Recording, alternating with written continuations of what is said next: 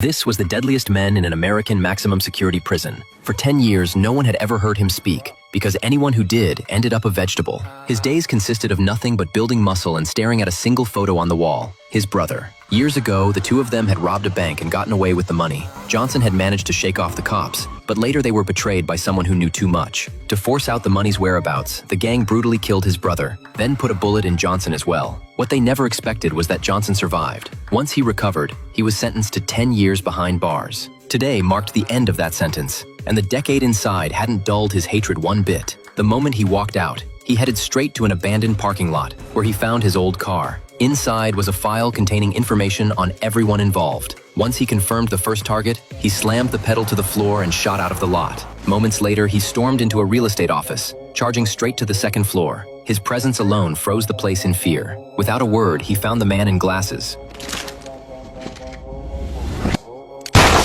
pulled his gun and blew his head off before walking out as calmly as he came in. His next stop was a private club where he tracked down a man in a hat who had access to files on the remaining conspirators. But the guy tried to jack up the price, which didn't sit well with Johnson. The bodyguard stepped forward, ready to show off his muscles, but the moment he saw the tattoo on Johnson's arm, he was terrified. It was the mark of the strongest inmate in the maximum security prison. Scared out of his mind, he bolted immediately. Realizing he'd pushed the wrong man, the guy in the hat quickly handed over the files for free. With that in hand, Johnson immediately locked onto his next target, a crooked old man. On the surface, the guy looked gentle and harmless, but in reality, he preyed on young girls, luring them in by pretending to need help, then drugging them once inside. That day, just as he was about to make his move, Johnson kicked the door off its hinges. The moment the old man saw his face, he was so terrified he soiled himself on the spot.